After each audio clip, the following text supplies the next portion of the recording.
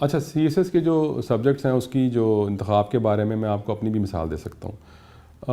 वो मतलब खुशकिस्मती से उस वक्त तो ऐसे होता था कि हमें ज़रा थोड़ी सी, मेरा ख्याल है, चॉइस ज़्यादा थी इन मानों में कि ग़ालिबन अब जिस तरह आजकल कोई सेट्स बन गए उस तरह नहीं से इतने स्ट्रिक्ट उसकी बंदिश नहीं होती थी।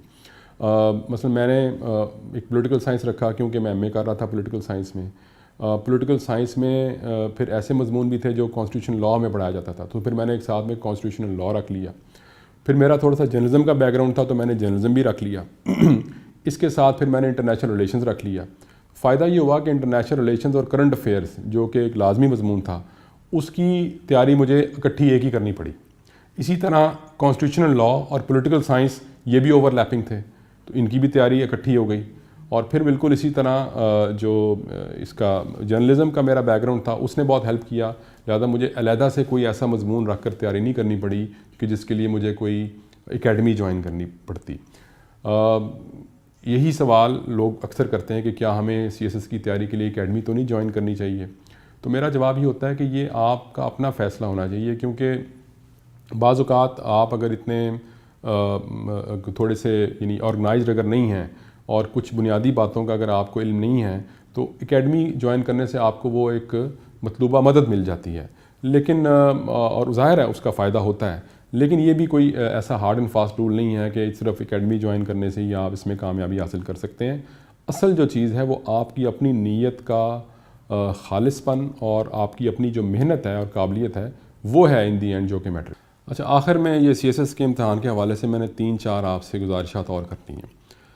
एक बात ये आपको बतानी है कि ये पाकिस्तान का एक ऐसा इम्तहान है कि अल्हम्दुलिल्लाह अब तक इसकी जो ट्रांसपेरेंसी है उस पर कोई सवाल नहीं उठा। यानी हमारी तमाम तर जो ख़राबियाँ हैं इस मुल्क की, उसके बावजूद इस इम्तहान में हम ये कह सकते हैं कि बिल्कुल ये 100% मेरिट बेस्ड इम्तहान है और इसमें बिल्कुल काबिलियत की बुनियाद पर नौजवान जो हैं वो कामयाब होकर सामने आते हैं।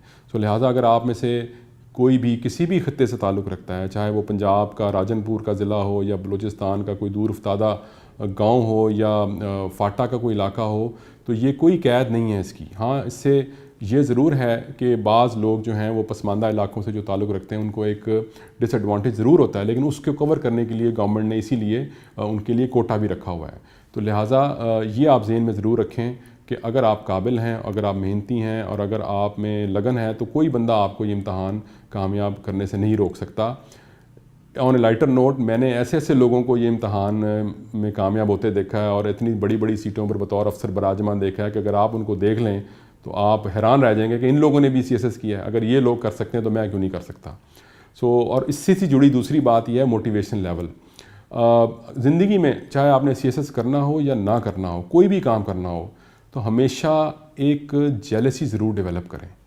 वो इस तरह से कि लोगों को अपने इर्द गिर्द देखें। ये जो लोग आपको बज़ाहिर कामयाब नज़र आते हैं सिविल सर्विस में, या कारोबारी लोग जो बहुत अमीर हैं या नामवर हैं, मशहूर हैं, मकबूल हैं, आपको लगेगा कि इनमें कोई ऐसी ख़ास बात नहीं है जो आप में नहीं है।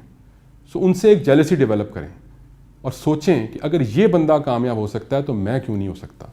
जिस दिन आपने ये सोच लिया, आपको दुनिया की कोई ताकत आगे बढ़ने से नहीं रोक सकेगी।